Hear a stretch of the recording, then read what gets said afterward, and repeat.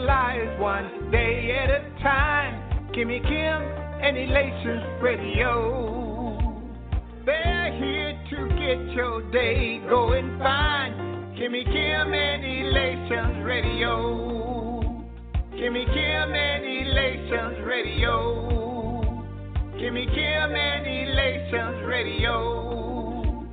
And here's your host, Miss Kim Rodney.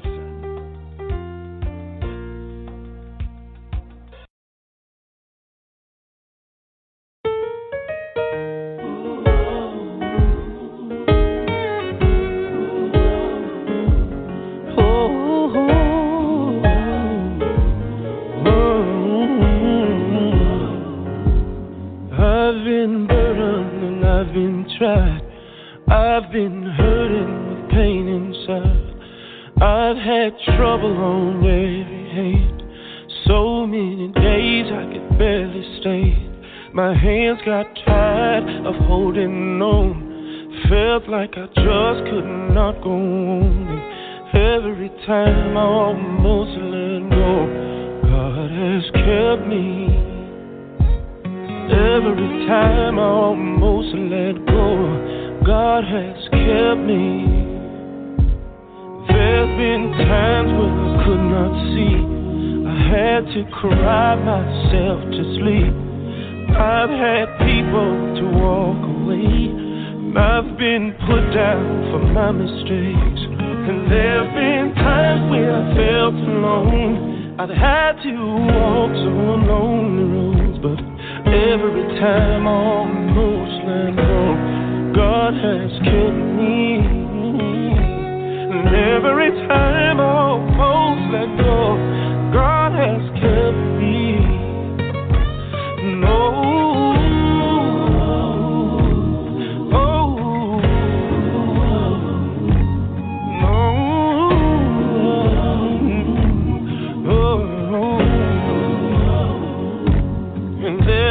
Times every now and then I wanted to throw the towel in. Didn't want to cry, didn't want to pray. Throw my hands in the air, just walk away. God never left me go. His grace and mercy always held me close. Every time I almost let go, God has kept me. Every time I almost let go, God has kept me. Oh, God kept me. Yes, He kept me. Yes, He kept me. God kept me. Yes, He kept me. Yes, He kept me. Sometimes I'll stray away. God, He kept me. Yes, He kept me. Every time I made a mistake, God has kept me. God has kept me. Through storm and rain, even through the thickest of pain. Sometimes we feel that nobody but the Lord is. Yeah, no,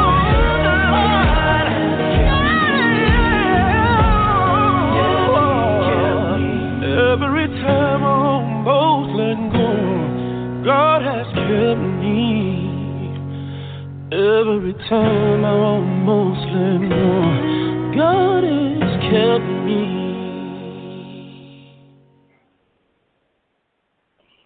Wow, what a beautiful song. Every time God has kept me. No matter what we go through, God has kept me. This is Dr. Rodney Pearson. And let me welcome you to Crises Radio on Elation Radio. We're so glad to be able to have you with us tonight. And, you know, it's so beautiful to be in the land of the living, to be able to lift up the name of Jesus, to be able to tell your brothers and sisters, no matter where you are, no matter what's going on, that God has kept me. God is still keeping me. And God is going to keep me. That's the blessing. God is going to keep What a great testimony. Well, we have a wonderful show planned for you tonight. Miss Christina Eve is in the middle of another show, actually an expo, and I'm going to, I hope and pray that she's going to be on in just a few minutes, but I'm hoping that our guest is on, and so let me just ask, is Brother Jamal, are you on the air with us? Yes, I'm here. All right, that's what I want to hear. So I want to introduce to our listeners, Brother Jamal Jones from Los Angeles, California. Brother Jamal, thank you for being with me tonight. He's a son of the gospel, one of my sons in the gospel, I should say. Most of you heard his wife on the line last week talking about her devastation and the life that she went through, and she's been on with us a couple of times, and you'll hear more from her. But Jamal, yes, I was actually a little bit surprised to find out that you too have been through some domestic violence and what happened. So I just want us to, let's get down to the nitty gritty. Why don't you tell us a little bit about your history? Where were you born and raised? Let's start there. Okay, I was born here in Los Angeles, California. I've been here all my life, actually. You know, I've moved around in California often, but we mostly stayed in Los Angeles. I grew up at my grandparents' house for a short time here, and then once my grandmother passed away, I actually moved in with my mother and my father. Okay. Now, Jamal, are you on speakerphone right now? No. I'm on a Bluetooth headset. If you need, I can turn it off. Let me see here. It's just a little echoey, just a little bit. Okay, hold on. Let me remedy that. All right. Okay, is that better? That's much better. Yeah, we need that quality. That's good. Great. Okay. So you were raised in Los Angeles, California, and then moved around quite a bit. And but you had some encounters with domestic violence. Why don't you tell us how that went? How did that start? Okay. It actually started off in the home. My father actually, and what occurred one day. I was out with a friend over a friend's house. Not aware of what was going on and everything, but obviously my younger brother had been out and had gotten into some trouble. So my father came out looking for me and went to the friend's house and banged on the door. So once my friend's parents opened the door and my father came and he asked them, "Hey, is my son here?" And they said, "Yeah, you know." So he yelled for me to come out. So I came out. And he told me to get home. And I'm not going to use the exact words he used, but he was yelling and cursing and telling me to get home right away. So I was headed to the house, and on my way headed to the house, he was right behind me. And the next thing I noticed, he hit me in the back of the head, and I fell forward and hit my head on the concrete. Oh, that kind of hit. Yeah. So I get up, and he's still yelling and cursing at me to get home and all of that. So I get up and I head to my house, but now I'm dizzy. You know, it's hard for me to see, and he's yelling and hitting me all the way back to the house. So with that incident, once I got home, you know, my mother, she pretty much, I guess, didn't know what to do as far as that situation was concerned. I don't remember what happened after that, but a short time after that incident, he had started abusing my mother. Oh, do you mean he started violently abusing her?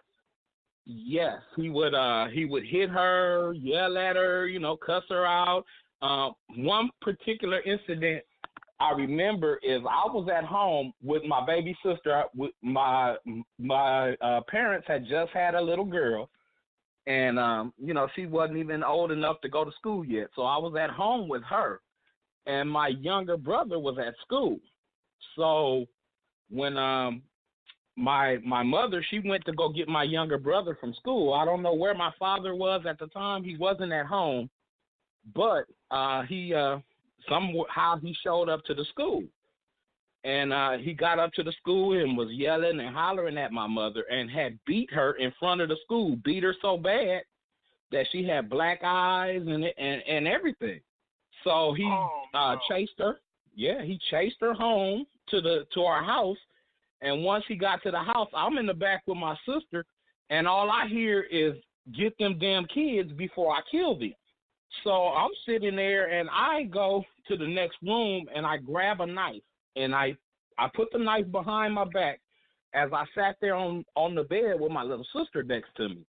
And so he comes into the room, and he's yelling, "Get these kids before I kill them, get these kids." And I sat there with my knife just waiting for something to happen. And the next thing I know, I see my mom, she crawling on the floor into the room to get to us, but she's all beat up and bloody and everything. Oh, my God. So, yeah, that was, one incident out of many. So it was many other incidences after that where he's beat my mom. He's beat her in public in front of people. He's beat her in private. And you were a child when you saw all of this? Yes. How yes. How old were you when this incident took place where you had the knife? How old were you then?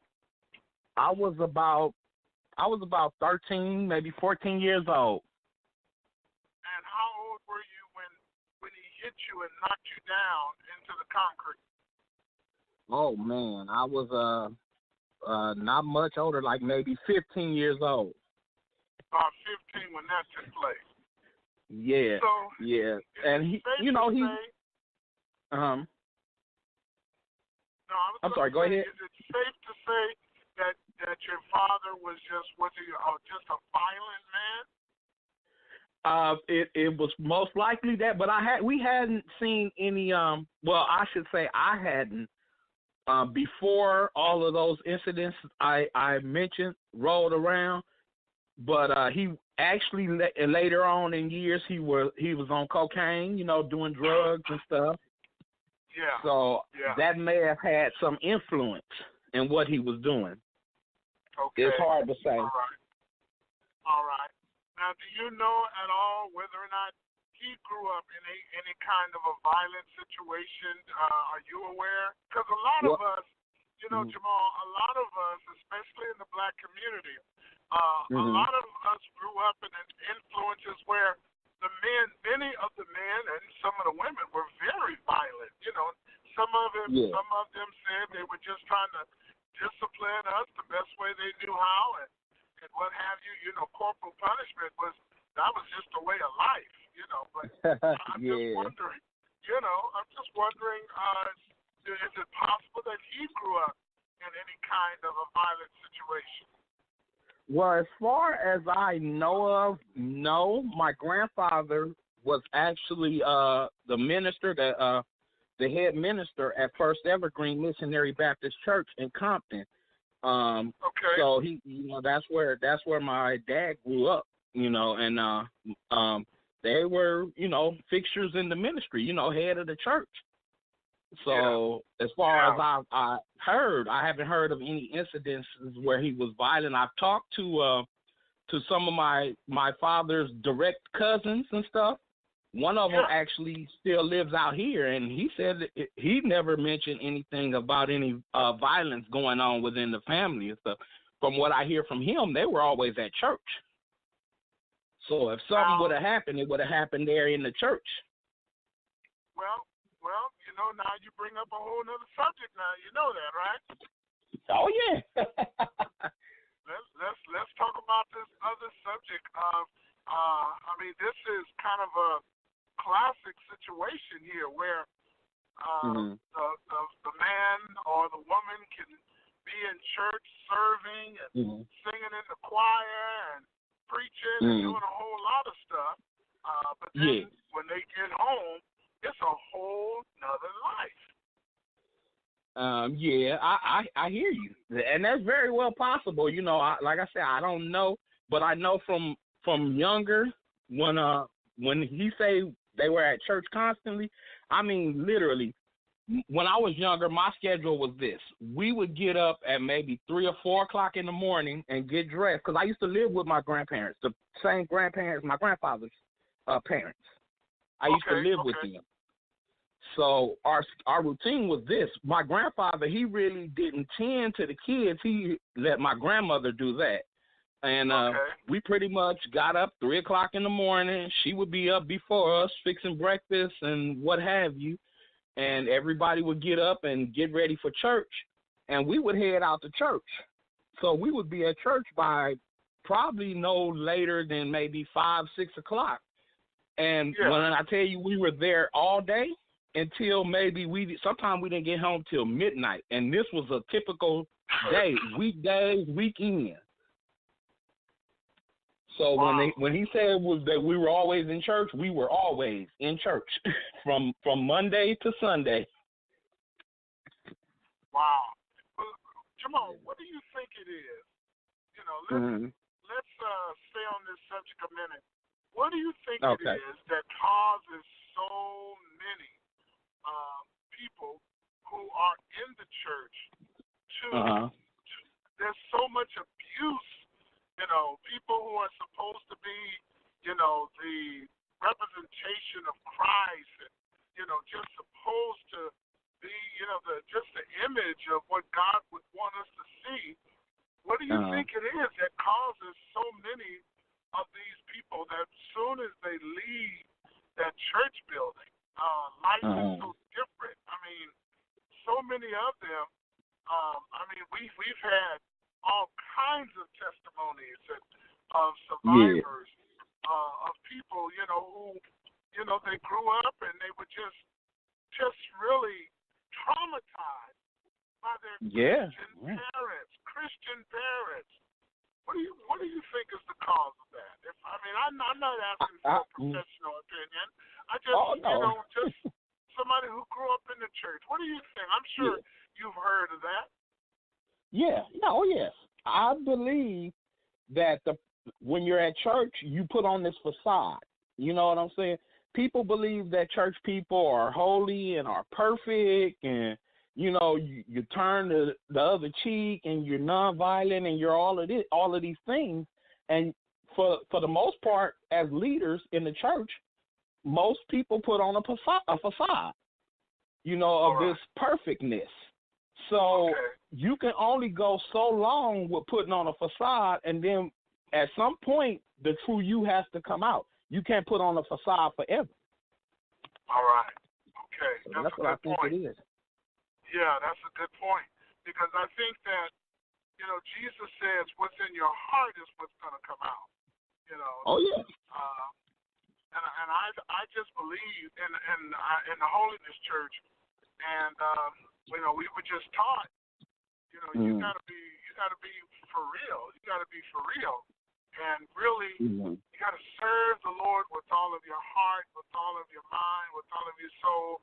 You gotta love God. You gotta really love God.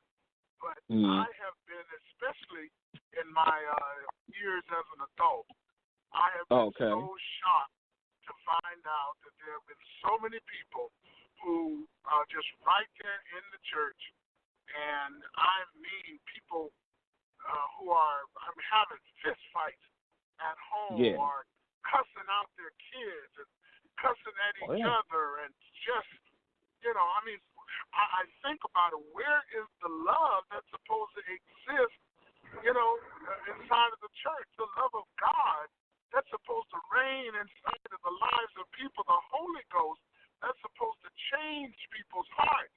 So much and ridiculousness, and people are, 1 minute if somebody do them wrong, they have every intention in their heart to hurt them back, to vindicate themselves. It just blows me away when I see it and hear it. Yeah, and that's where that facade starts. I grew up in a Baptist church, and I've often heard my grandfather say things about that we weren't allowed to dance in his house because he's a minister, and just so many different things I've heard. But as I got older, he remarried after my grandmother passed away, and his new wife, she had children already. And they were dancing, partying in the house, selling drugs out of the house, and all sorts of things. Oh, my goodness. Now, but here we couldn't even dance in the house. So I wondered when this change came about, Yeah. Because he was still a minister. He was still the head minister of the church. He was a grand potentate for the grand potentate for the matrons, 33rd degree matrons, for the 33rd degree Masons, and my grandmother was the grand matron for them. So all of these rules that came up when we were in his house, it seemed like they lessened progressively over time. Because as far as the dancing part, I've heard this from my father's cousins, from my uncles, and from my father and my mother. She said that he didn't allow his children or none of the cousins or anybody to dance in his house because, that was a rule. Yeah. And he felt it reflected badly on him as the head minister of the church. Well, of course, yeah. Wow, that is really something. Let me take you back to your testimony, all right? Okay. So, seeing this kind of violence perpetrated by your father against your mother. First, I want to ask you, how did it make you feel as a child knowing that this kind of thing was going on? And then secondly, I want to ask you, as an adult, has it influenced you in any way, whether positively or negatively? I want to talk about the adult influence. So first, let's talk about how did it make you feel as a child to see that? Well, as a child, scared, really scared, because this is going on in a house with people who are to love you and care for you and take care of you. And the father of the home is supposed to be the one who oversees everybody and takes care of everybody. So the fact that he can beat on me and then turn around and beat on my mother, it's like, as a child, you look at this, there's no order there, at a whim. You have no protection, basically. Yeah. And that's how I felt as a child. And the interesting thing is how it came to an end. And it actually came to an end when I was a teenager. And he had been put out the house. And, my mom had put him out several times. He can't, but she let him back every time because my mother grew up in a time where women are their husband is supposed to be all in all, and that's the final say. And you were supposed to make every effort to stay with your husband no matter what was going on. Yeah. And that was the mindset they had. So my mom had put him out several times. He had been taken back. We had got put out on the street for things he had done, in the neighborhood and stuff like that. And we would move and he'd be apart for a little while. And then once we get into another place and get stable, my mom would allow him to come back again. So on one of the last instance I remember, I was actually 17 when this happened. Okay. And we had got put out of our place because he was in the neighborhood, drug stuff, dealing with people, with drug addicts. And the owner of the building that we lived in found out about what was going on. So he came and, he gave us an eviction notice to put us out. So he put us out. We actually were homeless, had nowhere to go, and we walking along the side of the freeway trying to figure out somewhere to go. My dad takes off. So I guess he had a place to go to. So he went and and he took off and left us destitute. We walking along the freeway, homeless. So we actually went to my other grandparents' house, my mother's parents. We went to their house, but they didn't have the room for us, so they pretty much split us up. I went to stay. Me and my brother, we went to stay with one of my aunties, and then my mother, her and my sister, she stayed at my grandparents' house. So when they split us up, it wasn't much better at my auntie's house. I mean, my auntie pretty much used us as her slaves, where we were doing all the housework, the cleaning, everything.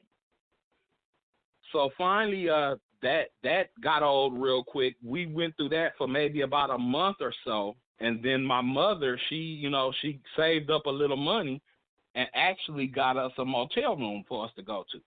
So we have moved into this motel room, but in the meantime, she also found a new apartment for us to go to, but the apartment wasn't ready. So we stayed in this motel room until the apartment was ready. And then my father popped up somewhere between that time where we went to the new apartment and when we were supposed to go, and then at the motel, my father shows up again.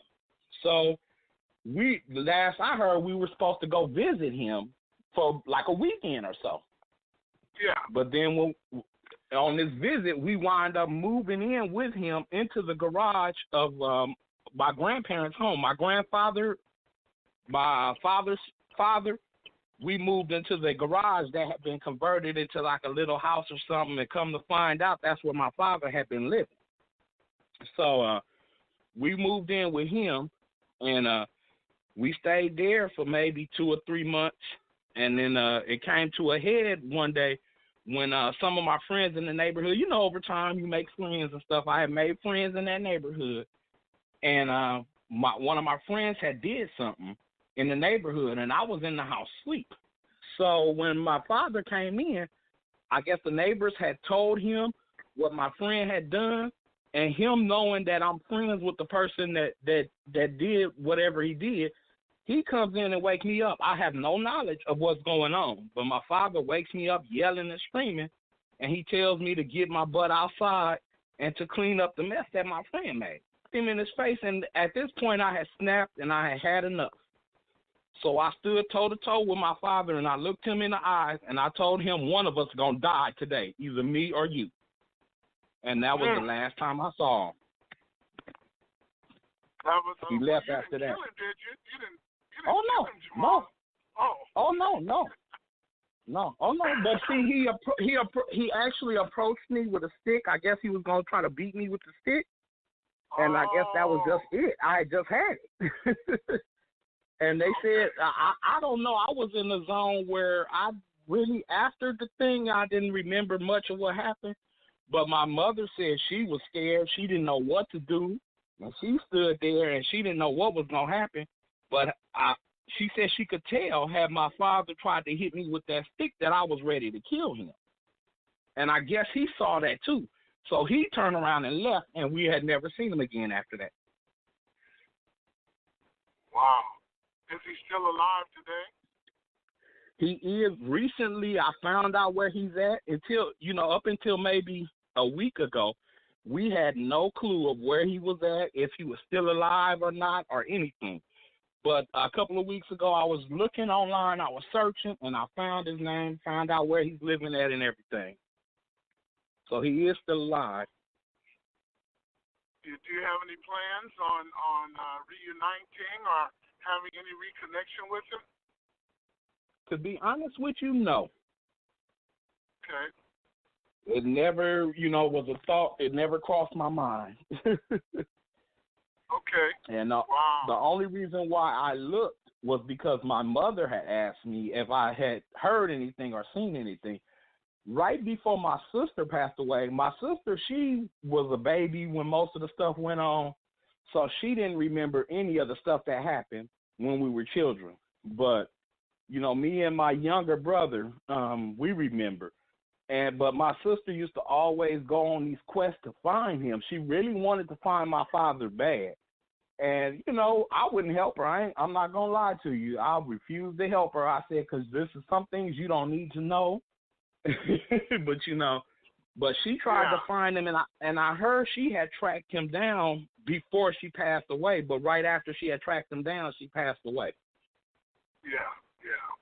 So that was pretty much, that's pretty much the end. Okay, well, let's talk now about the influence as an adult. We you told me as a child, but as an adult, watching that, when you look back on all of that, how does it make you feel as an adult now to look back on it? I mean, did it influence your life in any way?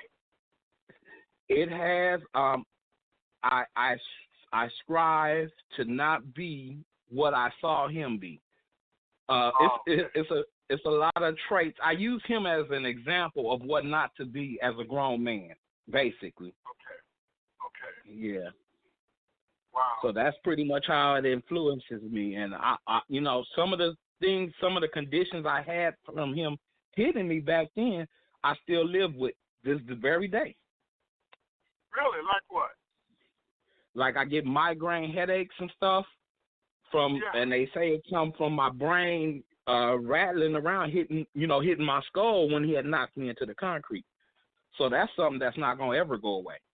So are we talking about a TBI? No, no, I guess just from the brain rattling, around in your skull.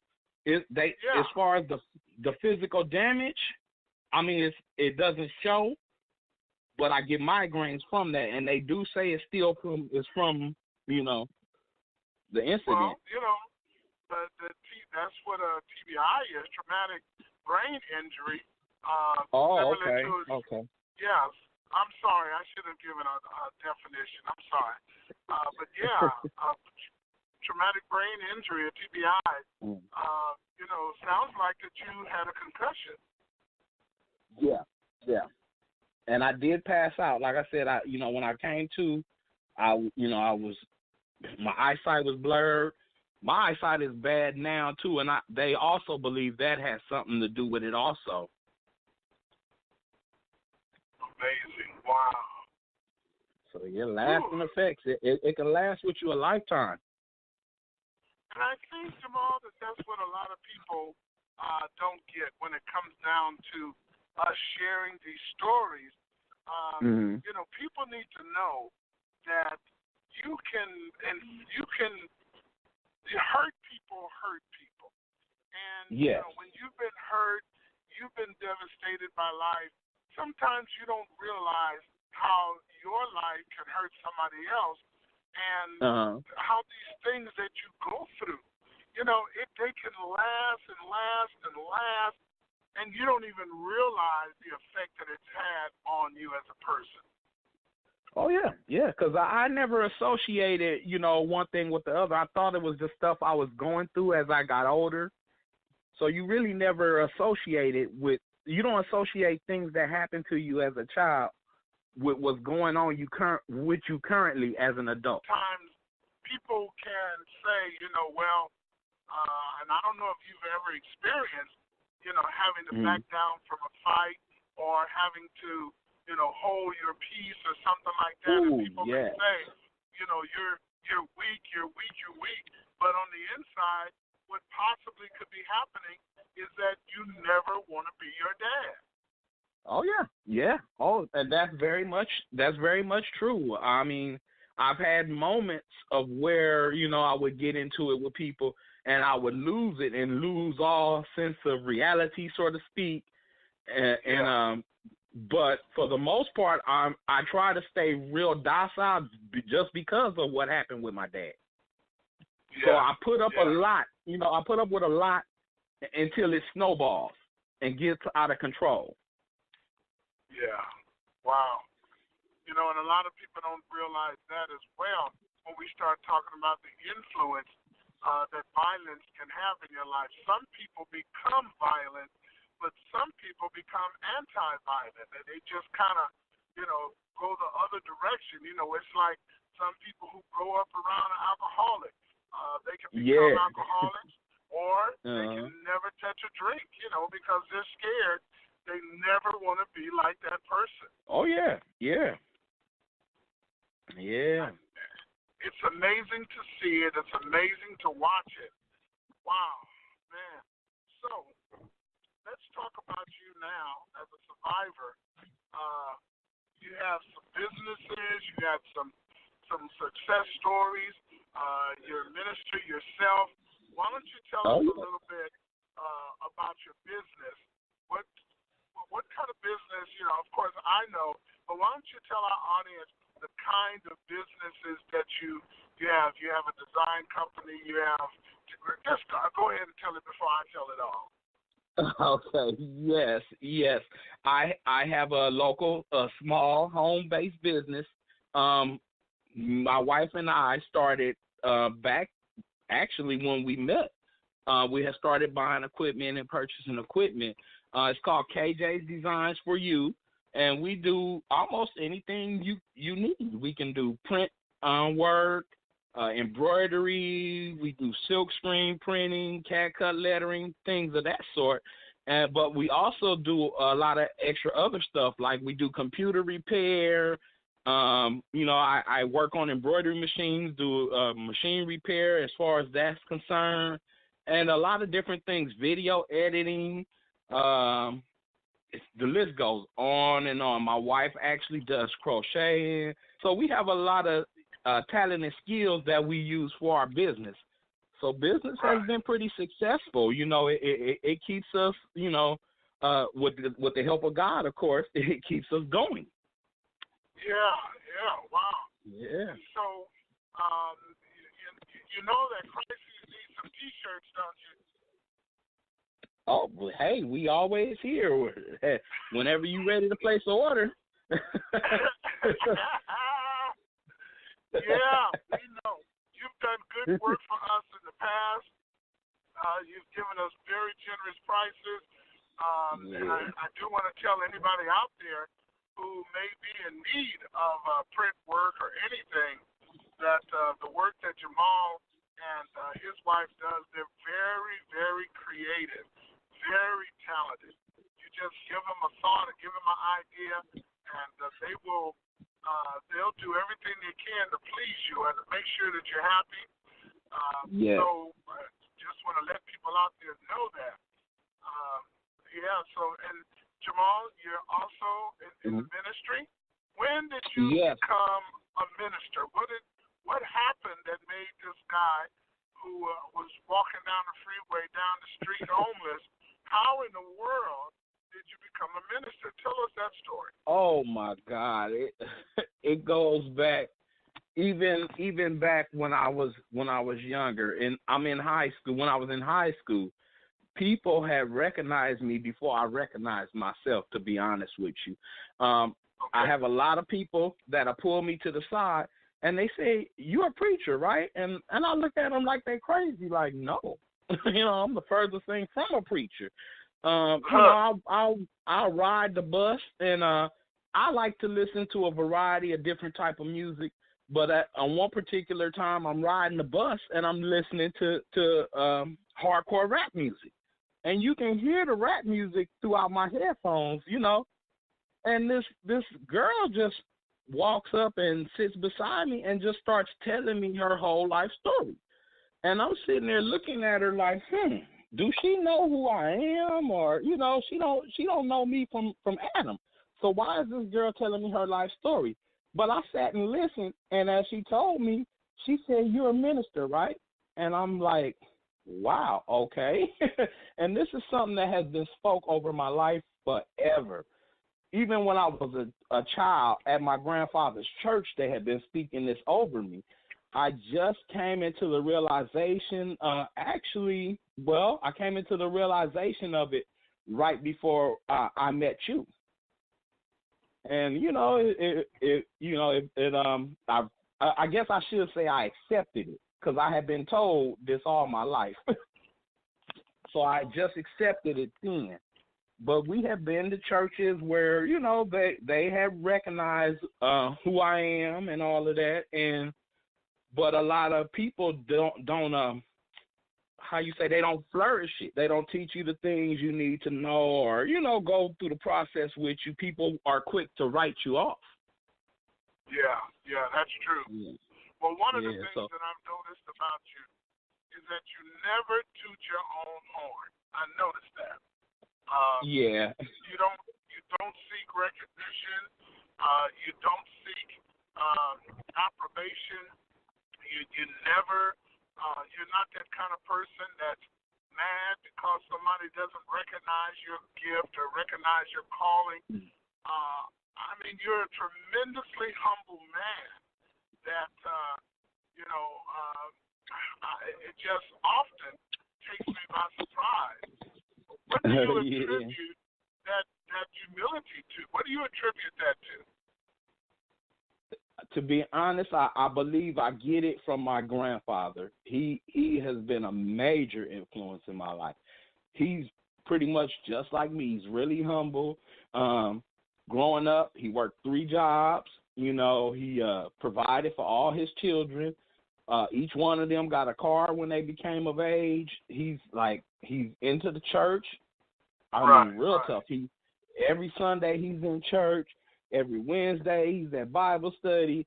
You know, he was always doing something for the church, and he was quick to help whoever it was. It didn't even matter what was going on, if he knew the person or not.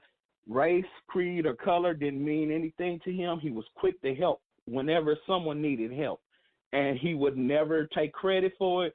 You would never know he did it most of the time. And that's, you know, just who I aspire to be. And it seems like that you have achieved, certainly by, just by your mannerism and character as a person, looks like you've achieved that. You've worked real hard to get that. Oh, yeah, because I believe. Go ahead.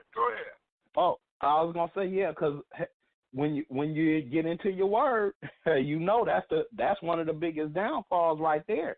That pride and arrogancy. When you begin to think too much of yourself, you think little about everybody else. Oh, that's good. That's good. I like that line. When you think too much about yourself of everybody else. Yeah. Wow, man. That could go all the way up to the White House, right? Oh yeah. Yes, man, it can. Okay.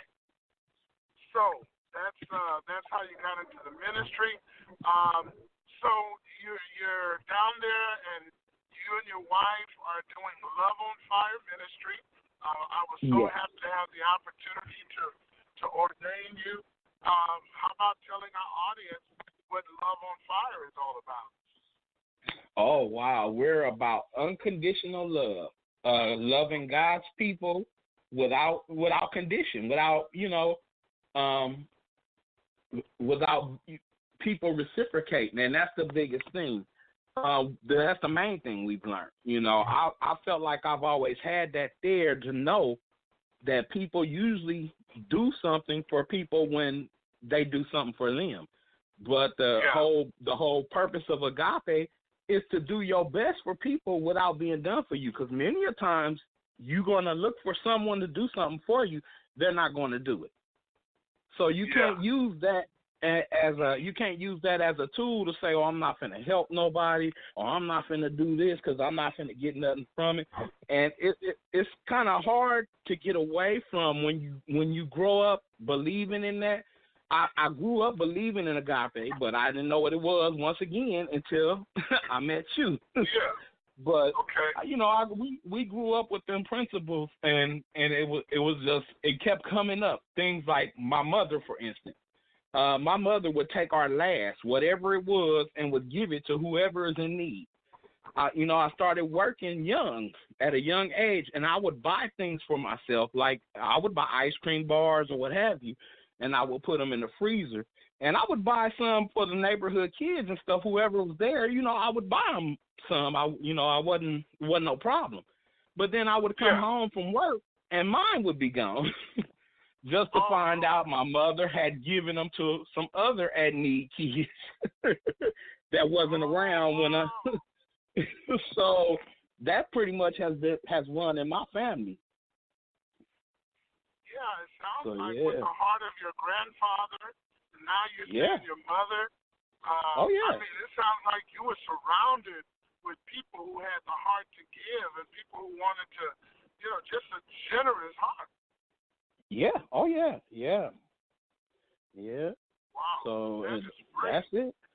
So we're based. Our ministry is based off of agape, pretty much. Even we have some things coming up. We're doing things where, like, I'm getting in order right now. My wife was invited to help with a homeless women ministry to help the homeless women, to give things to them. And I guess next time she's talked to you guys, she'll explain all of that.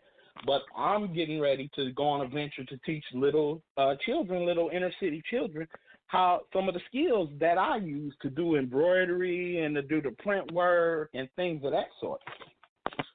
Really? Oh, yeah.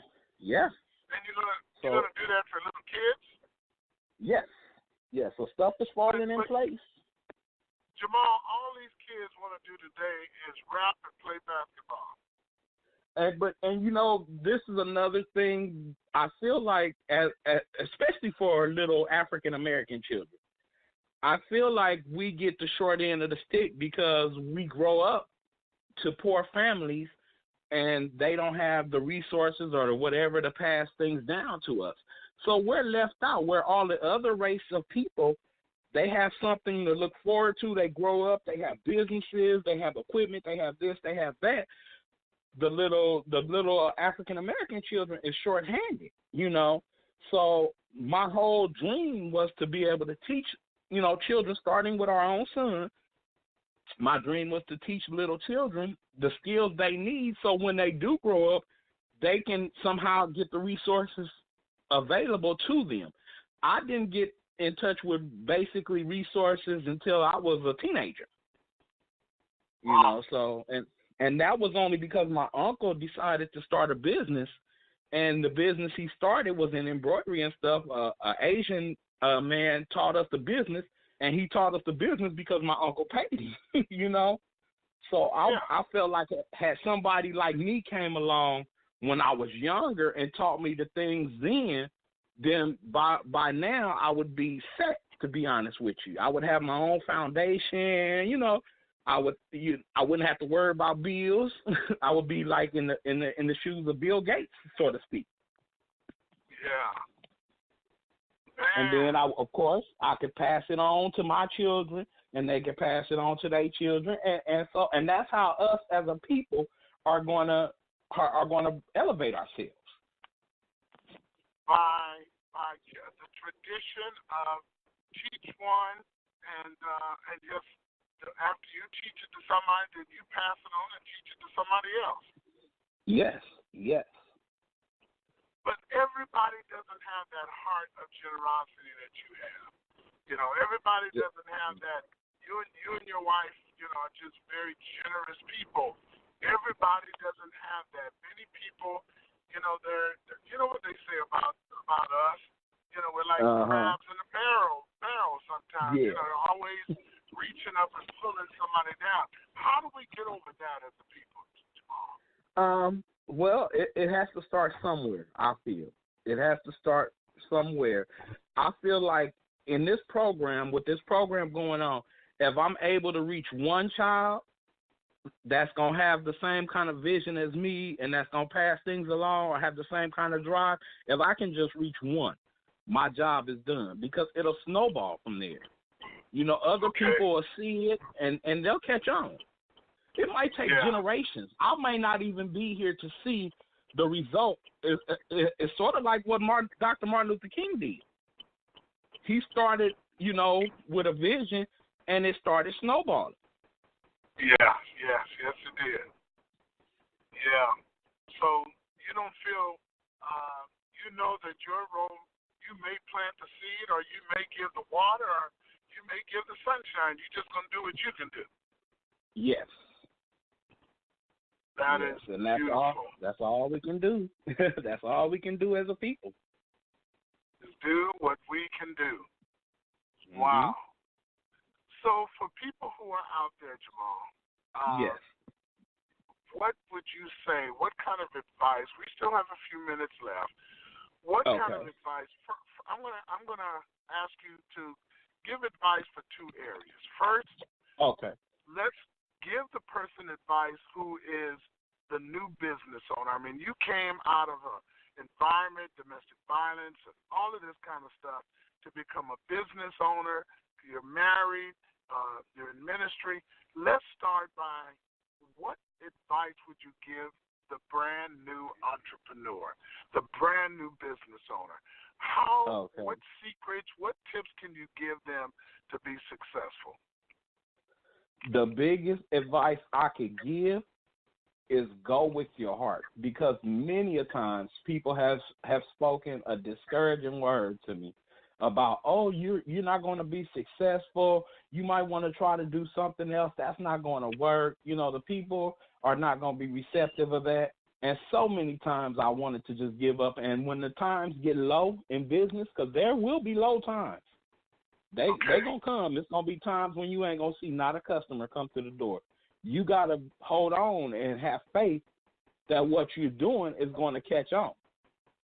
Yeah. And you just got to push through it and keep going. Good. So that's the biggest advice right there. Is just keep going, huh? Just don't give up. Yeah. Oh, yeah, don't give up. No, I was going to say, first, go ahead and make your statement, then I'm going to ask you another question about that. Okay, because like I said, you're going to always have people that's going to discourage you. Family, you're going to have friends. Everybody doesn't have the heart to see you succeed. And some people, it isn't that they don't have the heart, it's because they failed at what they want to do. So they don't want to feel like nobody else is better than they are. So they're not going to encourage you. Okay, all right. So what about the whole idea of capitalization? Because there are a lot of people out there, Jamal, who have dreams and visions of business, but they don't have any money. How in the world did you get the money to do what you did, and what advice could you tell a brand new business owner, a person who all he has is a dream? How did he get the money? Well, I can speak as far as how I started. I started actually when I was working for my uncle, and I pretty much put money aside, and I purchased my first embroidery program. I purchased a $10,000 embroidery program, and that's a program needed to run the embroidery machines. And I had saved throughout my whole course of working, whatever money I threw away, I spent, I did whatever, I put money aside towards that program. And I was able to eventually purchase the program. So once I had got that, I started with the bare essentials that I needed to run this business. One of the things I started out making was wall clocks. And the funny thing is, wall clocks. I think we gave you one. Yeah. But, I remember that clock, right. Yeah, so when we started out doing wall clocks, we had a pencil that we used to punch a hole in the middle of the paper for the clock. We would take a picture of whatever it was we wanted to put on the clock, and we would take it to the 23-minute photo studio or whatever photo studio was close to us, and we would have them make 3 or 4 enlargements to get the size we needed for the clock. And we would, like, if you wanted a picture on your clock, we would take your picture, we would take it to the photo studio, have it blown up, and we would see what size fit best in that clock. And we would actually cut the clock out, the circle out, the picture out with a pair of scissors, and we punched a hole in the middle with a pencil, and we pretty much put the clock together by hand, starting out with whatever. Wow. Yeah. Man, okay. So you have to be creative at the beginning too, huh? Yeah, and as time passed, we've been able to buy more and more equipment. We begin to get upgraded equipment. So now, instead of having to punch a hole with a pencil, we done bought hole punches made specifically for making the clocks. You know, we can punch the hole out with the clock. As far as cutting it, of course, you know, now they got circle cutters and stuff. We bought circle cutters where you can lay the little point in the middle of what you want to cut out, and we cut it out. Now they have computers, which we didn't really have access to back then, where now we can actually scan the picture in ourselves. We don't have to go to a photo studio no more. We can scan in your picture. We can blow it up on the computer. We can put the numbers on the picture and everything and print it out. The printers have gotten so good, you can print out an actual photograph yourself, and we cut it out and put the clock together. All right. So we started out at the bottom. You know, my wife, when I got with my wife, she had aspirations to help me, you know, build the business and everything. So any little money she got or whatever, any lump sum of money, we bought equipment. We purchased equipment. We purchased our first little heat press. Our first heat press costed us about maybe $300 or $400. It was a little small tabletop heat press, but we used that heat press and we made money until we could get bigger ones. And now we got 3 or 4 heat presses. We have our embroidery machine that we purchased together. We have a small embroidery machine, you know, just all the stuff we need for our business. So I guess part of the advice has to do with don't be afraid of starting out small. Yes, don't be afraid, because from small things you can get big endings, I like to say. Yeah, there you go again with those wise sayings. Yeah. Buddy. Okay. Now, what advice do you have to say for those people out there who are starting off in ministry? You know, I know that, you know, it's still somewhat new for you, but I'm sure you've seen a lot of people in the ministry. Some you admire and some you reject. What advice would you like to say for people out there in the ministry? For people that's starting out in ministry, all I can say about that is do as God instructs you. If you don't have a relationship with God, please get one. Because you'll have people, or once again, you know, you'll have people that's higher up in ministry higher than you. They'll discourage you. They'll put you down. Like, I'm one of the people they put down because of how I look, how I dress, you know, how I talk or what have you.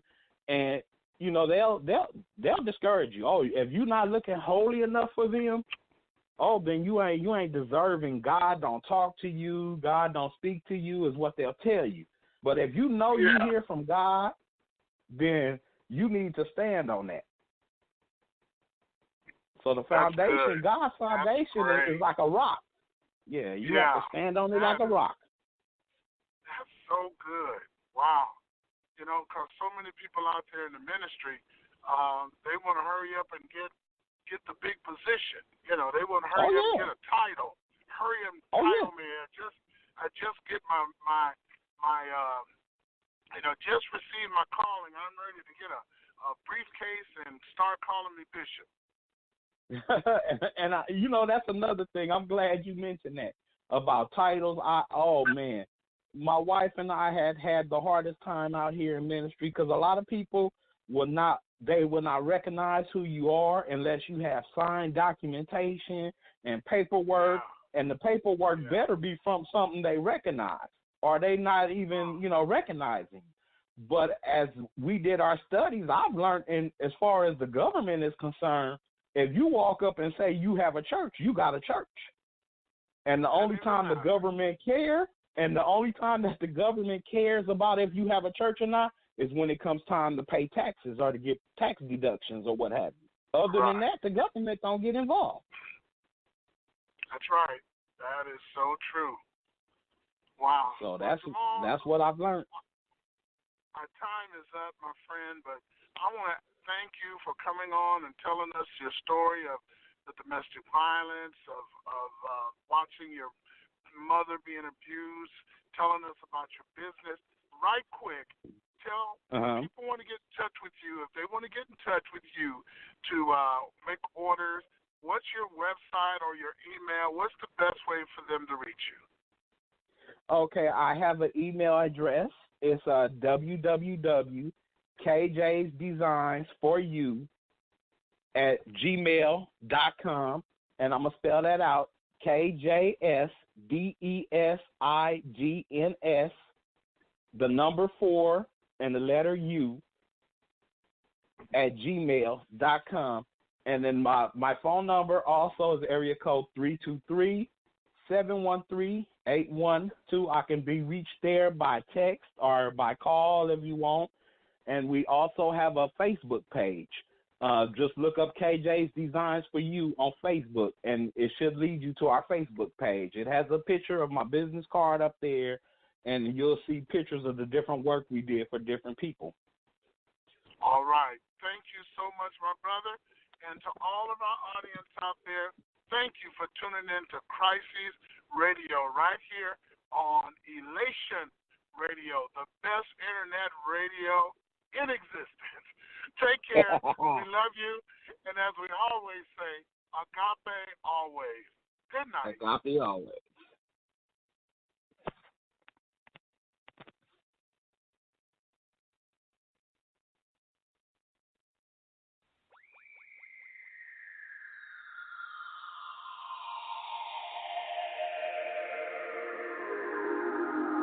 We all have those moments when we doubt ourselves,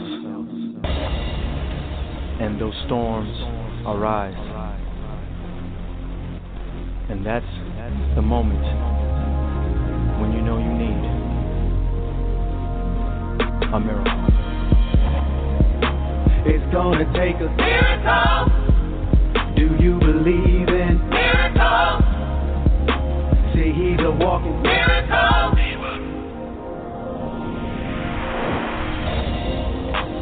Stress after stress after stress, and you wouldn't even get out of bed.